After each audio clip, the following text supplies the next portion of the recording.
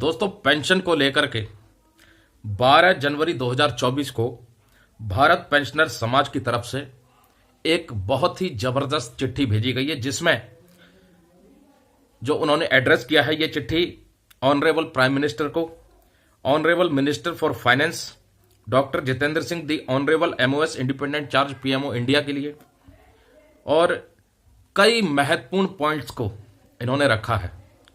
दोस्तों, इस चिट्ठी का पूरा जिक्र करेंगे आज की इस वीडियो में, और ये पेंशनर के लिए क्यों बहुत महत्वपूर्ण है इसके बारे में भी चर्चा करेंगे। अगर आप चैनल पर नए हैं तो सब्सक्राइब कर लें और नोटिफिकेशन को ऑल पर क्लिक कर लें, ताकि जब भी कोई ऐसी विशेष जानकारी पेमेंट पेंशन से संबंधित आए वो आपके पास वीडियो के माध्यम से, नोटिफिकेशन के माध्यम से पहुंच जाए। तो दोस्तों, चलिए बात करते हैं ये जो चिट्ठी है इसमें जो कंटेंट लिखा है उसके बारे में। It's imperative for policymakers to take cognizant steps towards revising the pension scheme and related financial policies for senior citizens. These changes are not just about numbers and percentages. They are about upholding dignity, ensuring comfort, and recognizing the contribution of a generation that has significantly shaped our society. बहुत ही महत्वपूर्ण शुरुआत की है।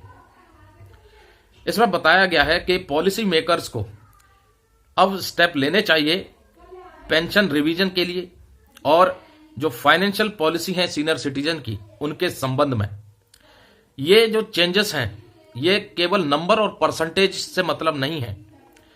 ये इसलिए जरूरी है कि जो सीनियर सिटीजन है उनकी डिग्निटी को और भी ज्यादा अपहोल्ड करने के लिए, उनके कंफर्ट के लिए, और इस जनरेशन की पहचान के लिए जिसने सोसाइटी को सिग्निफिकेंटली चेंज किया है। आगे लिखा है दोस्तों, in a world where economic uncertainties often overshadow the golden years of retirement, the plight of senior citizens grappling with inadequate pensions is a narrative that demands immediate attention and action.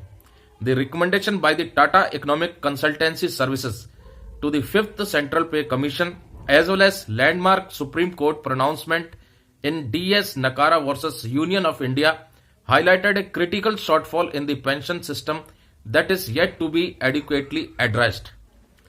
The dwindling value of pensions. The crux of the issue lies in the diminishing purchasing power of pension. Over time, inflation coupled with the escalating cost of essentials like food and medical care relentlessly erodes the value of pension. This phenomena traps many retirees in a financial quagmire, making it challenging to maintain the standard of living they were accustomed to while employed. बहुत ही महत्वपूर्ण point बताया गया है। दोस्तों, इसमें लिखा है कि जो पेंशन की परचेसिंग पावर है वो धीरे धीरे अब कम होती जा रही है।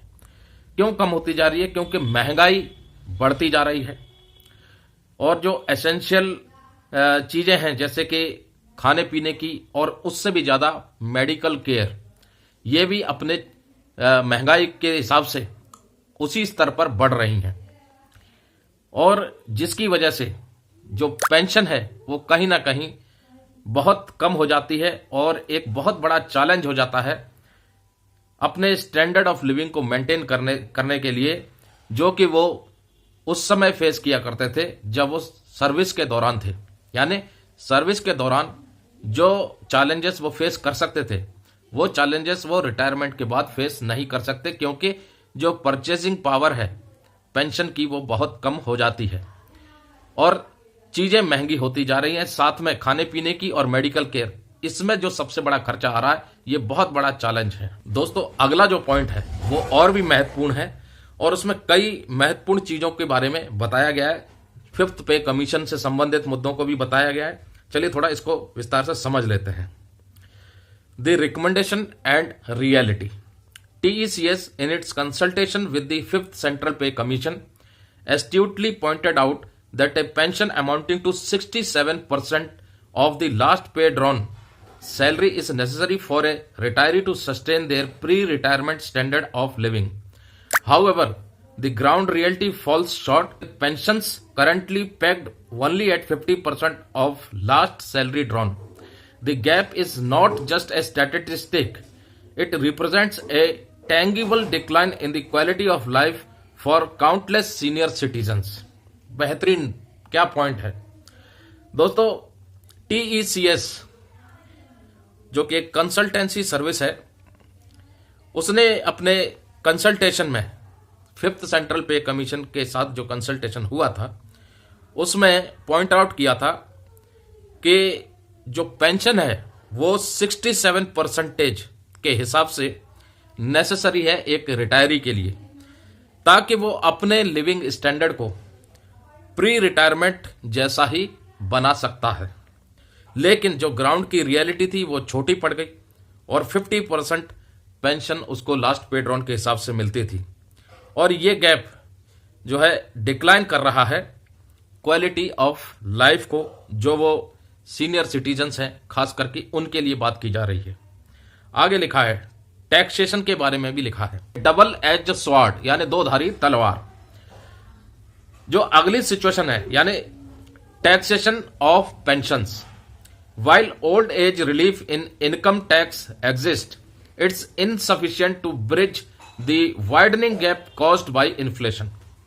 Therefore, there's a pressing need for the Government of India, Ministry of Finance to reconsider the recommendations of the 5th Central Pay Commission, specifically para 167.11, exempting pensions along with dearness relief and fixed medical allowance from income tax could provide significant relief। 5th Central Pay Commission के para number 167.11 का जिक्र करते हुए उन्होंने बताया है कि मौजूदा पेंशन, उसके ऊपर मिलने वाला डियरनेस रिलीफ और फिक्स्ड मेडिकल अलाउंस को टैक्स के दायरे से हटा देना चाहिए, यानी उन पर कोई टैक्स नहीं लगना चाहिए। उन्होंने ये भी कहा है कि चूंकि टैक्स में कुछ रिलीफ है सीनियर सिटीजन को, लेकिन वो गैप को फिल नहीं कर पा रही हैं। जो महंगाई आज के दौर में चल रही है, उसको महंगाई के हिसाब से पेंशन जो है एक बहुत बड़ा चैलेंज बन चुकी है। इसलिए जरूरत है कि कंप्लीट पेंशन को टैक्स से हटाना चाहिए, उसके ऊपर लगने वाले डियरनेस अलाउंस को भी टैक्स से हटाना चाहिए, फिक्स्ड मेडिकल अलाउंस को भी टैक्स से हटाना चाहिए। और आगे लिखा है a call for higher interest rates and insurance coverage. Moreover, addressing the interest rates for senior citizens deposit is crucial. A revision from the current additional 0.25% to 0.50% to a more substantial 2% above the standard rate could effectively counteract the fall in the purchase value of their saving. Furthermore, extending comprehensive insurance coverage for senior citizens deposits in banks and post offices would provide an additional safety net, ensuring greater financial security. Hoping for the sympathetic consideration in view of above narrative। जो deposits हैं उनके ऊपर भी interest rate बढ़ाने की बात कही है। जो सीनियर सिटीजन्स को डिपॉजिट रेट मिलता है, उस पर इंटरेस्ट मिलता है डिपॉजिट्स के ऊपर, उसको बढ़ाया जाना चाहिए। साथ में उन्होंने ये भी कहा है कि बैंक्स, पोस्ट ऑफिस में जो उनका इंश्योरेंस कवरेज है उसमें भी एक कॉम्प्रिहेंसिव इंक्रीज होना चाहिए, उसको भी बढ़ाया जाना चाहिए। तो कई बड़े मुद्दों को लेकर के ये पत्र लिखा गया है माननीय प्रधानमंत्री जी को।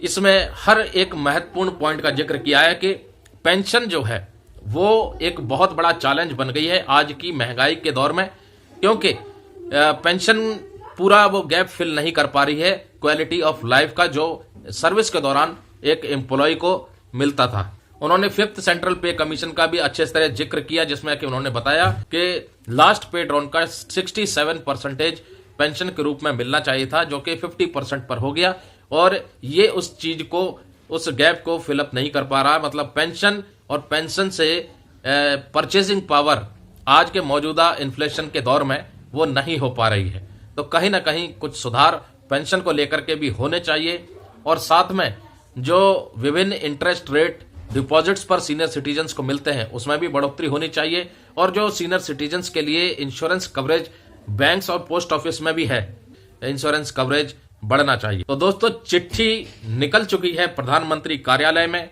प्रधानमंत्री मोदी जी को एड्रेस की गई है। अब देखते यह है कि भारत पेंशनर समाज की तरफ से ये जो चिट्ठी भेजी गई है, इस चिट्ठी के ऊपर सरकार की तरफ से कितना गहन विचार किया जाता है और पेंशनर्स के लिए उनकी क्वालिटी ऑफ लाइफ को ध्यान में रखते हुए कितने कितने फायदे उनको और बढ़ाए जाते हैं, क्या टैक्स में कुछ रिलीफ मिल पाएगी। और ये चिट्ठी ठीक बजट से पहले निकाली गई है, क्योंकि बजट अगले महीने पेश होना है और उससे पहले ये चिट्ठी प्रधानमंत्री कार्यालय में शायद पहुंच भी जाएगी।